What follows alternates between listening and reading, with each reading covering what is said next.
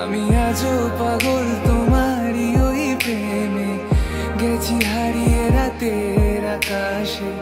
তবে কি কাহিনী শেষ আমাদের? আমি ভাবি যদি আবার ছুতে পারতাম তোমাকে, সত্যি বা স্বপ্নই হোক এ দূরত্ব শেষ হয়ে যেত যে। ভালো লাগা ভালোবাসার তফাৎ কি যে হয়